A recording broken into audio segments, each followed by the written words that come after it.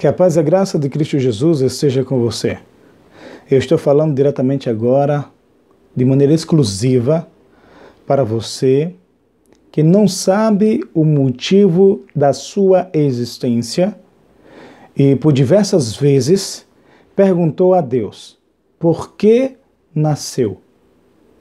Por que permitiu que você viesse ao mundo? Você que tem dificuldade de compreender e muitas das vezes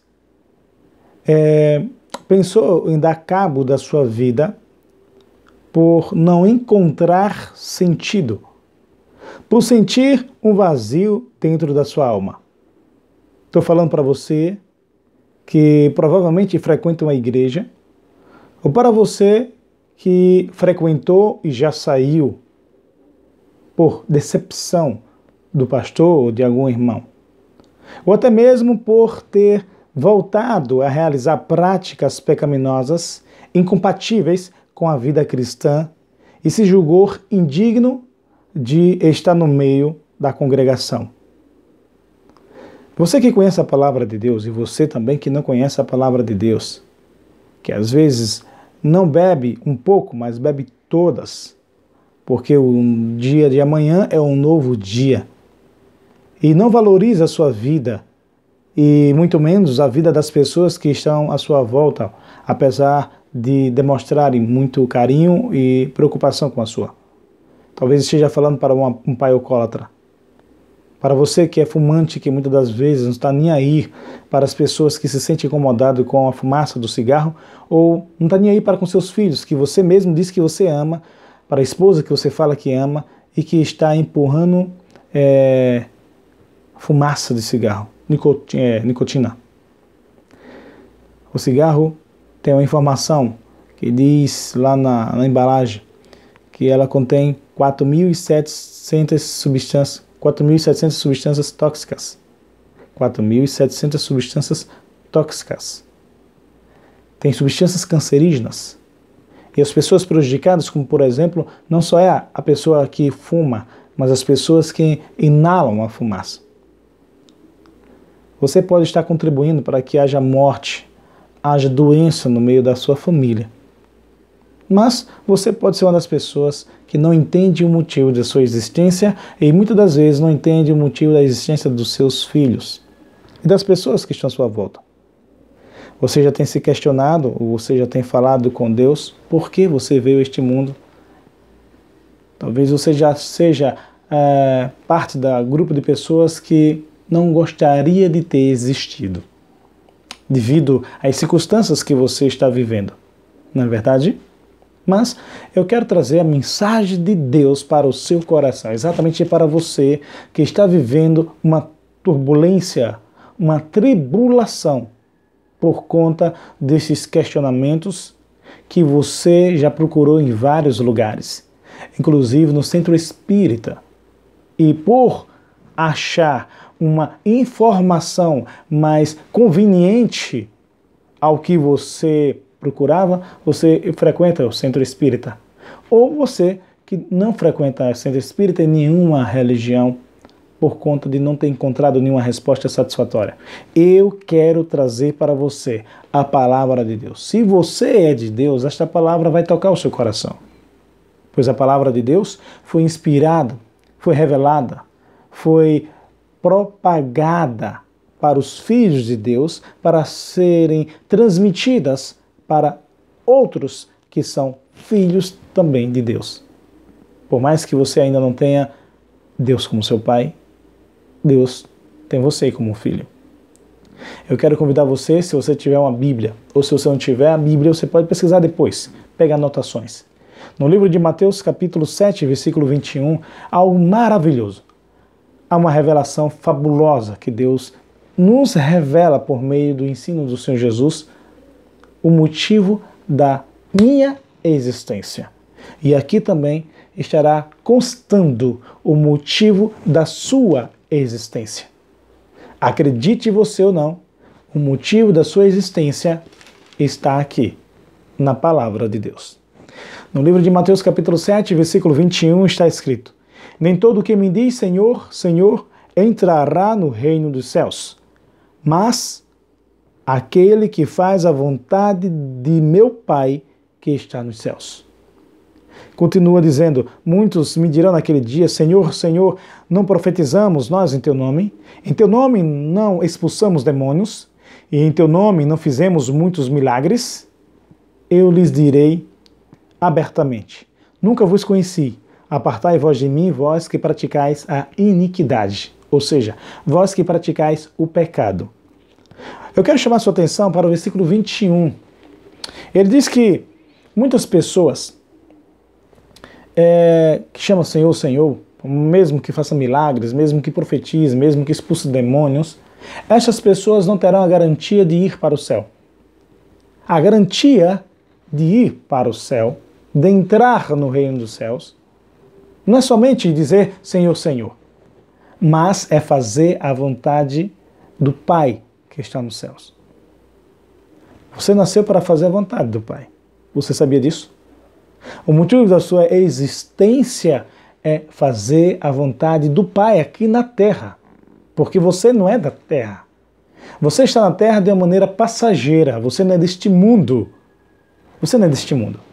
Por este motivo, enquanto você estiver na Terra, você deve realizar a vontade do Pai. Realizar a vontade do Pai significa que não deve estar a sua vontade em primeiro lugar. E os erros da sua vida têm ocorrido, e as consequências tristes, sofredoras, são por conta de você buscar em primeiro lugar realizar a sua vontade. A sua vontade deve ser o estado de segundo lugar, porque o primeiro lugar deve ser a vontade do Pai. Eu quero chamar sua atenção para o capítulo 12 do livro de Mateus, e versículo do 46 ao 50. Aqui narra um momento que Jesus estava falando à multidão a respeito da palavra do Pai. E a multidão era tão grande que a mãe de Jesus, Maria, bem como seus irmãos, se aproximaram para falar com ele e não conseguiu, porque a multidão era muito grande e estava apertado e eles não conseguiram, de todas as maneiras que tentaram. Então, pediu para que alguém falasse a ele. E alguém chegou até Jesus e falou: Mestre, a tua mãe e teus irmãos estão lá fora e querem falar contigo. Jesus, aproveitando, viu esta informação e respondeu àquele que trouxe essa informação, dizendo: quem é minha mãe? E quem são meus irmãos? E estendendo a mão para os seus discípulos, disse: aqui estão minha mãe e meus irmãos. Pois todo aquele que fizer a vontade de meu Pai que está nos céus, esse é meu irmão, minha irmã e minha mãe. Note, louvado seja Deus, que o Senhor revela que a sua família verdadeira, são aqueles que fazem a vontade do seu Pai que está nos céus. Com estas informações, Jesus não estava dizendo que Maria não era mãe dele e nem que seus irmãos biológicos não eram seus irmãos, mas que todo aquele que fizesse a vontade do Pai, esses também fariam parte da sua família. Coisa linda, né? Então, ou seja, Maria fazia a vontade de Deus? Lógico, é evidente. Maria era uma mulher santa, fabulosa, uma mulher exemplar, tanto que foi achada a bem-aventurada entre todas as mulheres da terra e recebeu o nosso Senhor e Salvador Jesus Cristo. Os irmãos de Jesus, assim como teve a orientação na palavra de Deus como Jesus, os irmãos de Jesus também teve por parte de Maria. Entretanto, Jesus era algo peculiar, porque desde o ventre já era sagrado, já era santo, filho do Altíssimo. E Jesus apenas aproveita a oportunidade para apresentar que os seus irmãos não se limitam somente àqueles que são biológicos.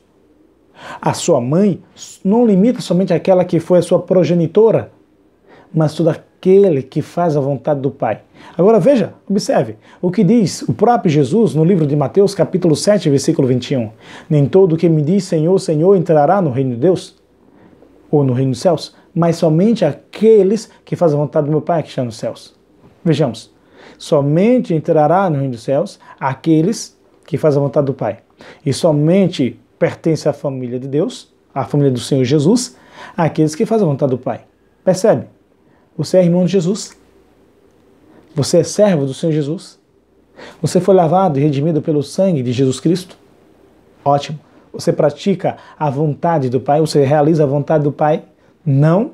Então, por mais que você fale que você foi batizado na igreja, que você desceu às águas, que você é cheio do Espírito Santo, se você não fazer a vontade de Deus, se você não fizer a vontade de Deus, você não entrará no reino dos céus. Não basta falar apenas Senhor, Senhor. Jesus é meu Senhor, Jesus é meu Salvador. Não basta.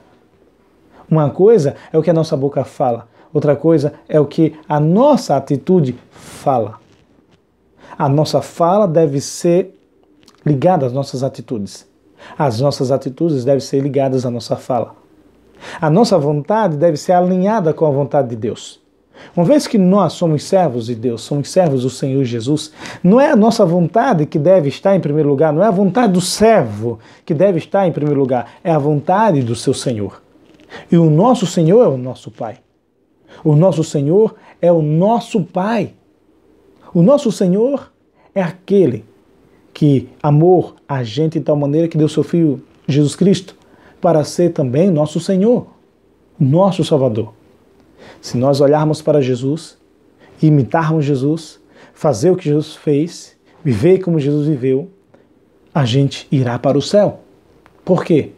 Porque Jesus, ele veio não só para fazer a vontade dele. Não, ele não veio para fazer só a vontade dele. Na realidade, ele não veio para fazer a vontade dele. Sabia disso? Quero convidar você para ver exatamente isso. O que foi que Jesus veio fazer na terra? Jesus, no livro de João, capítulo 6, versículo 38, diz: pois eu desci do céu, não para fazer a minha vontade, mas a vontade daquele que me enviou.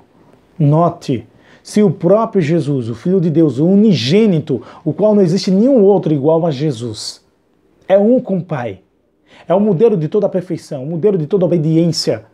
Se ele desceu do céu não para fazer a vontade dele, porque aqui está escrito, pois eu desci do céu não para fazer a minha vontade, mas a vontade daquele que me enviou. Se Jesus desceu do céu, não para fazer a sua própria vontade, mas a vontade do Pai, o que eu devo fazer? Qual a vontade que eu devo submeter? A minha vontade? É a sua vontade que você deve submeter? É evidente que não. A nossa vontade deve estar em segundo lugar, porque em primeiro lugar deve estar a vontade de Deus. E assim a gente cumpre o mandamento que diz: amarás ao Senhor teu Deus de todo o teu coração, de toda a tua alma, de todo o teu entendimento, com todas as tuas forças. Deus tem que estar em primeiro lugar. Se Deus está em primeiro lugar, então a sua vontade, ela estará sendo executada em primeiro lugar na minha vontade como servo, logo na sua vontade como servo. Aí voltando para aquele início de diálogo com você, qual o motivo da sua existência? O motivo de Jesus existir como um homem aqui na terra foi não para fazer a vontade dele, foi para você fazer a vontade do Pai, realizar a vontade do Pai. Eu, mero mortal. Qual o motivo da minha existência aqui na terra? Também não é para fazer a minha vontade, mas é a vontade de Deus. A sua vontade, servo de Deus, serva de Deus, homem de Deus, mulher de Deus. Não é fazer a sua vontade. Você não foi gerado por Deus, escolhido por Deus, desde o ventre da sua mãe para fazer a sua vontade, mas é a vontade de Deus. Mude o seu percurso, mude as suas atitudes, converta-se ao Senhor, você que ainda não se converteu, você que está na igreja e que ainda está um pé lá e um pé cá, um pé no mundo e outro na igreja, você se converta, porque enquanto você estiver com um pé na igreja e outro fora da igreja, você está perdido. Nós que fomos nascidos para executar a vontade de Deus, fomos nascidos para nós entrarmos no reino dos céus. Fomos nascidos para fazermos parte da família real de Cristo Jesus. Mas para isso, é necessário submeter à vontade de Deus. A vontade de Deus tem que estar em primeiro lugar sempre, sempre. Aleluia? Glória a Deus. Deus é bom. Esta é a revelação de Deus para mim, para você. Essa é a revelação de Deus para você que estava com a alma angustiada, profundamente atormentada, sem saber o que fazer. Você não precisa cometer suicídio. Você não precisa tomar chumbinho porque você está passando por uma tempestade. A tempestade vem e passa. O deserto também passa. Todas as coisas passam. Mas a palavra de Deus dura para sempre. Deus é eterno, a sua palavra é eterna.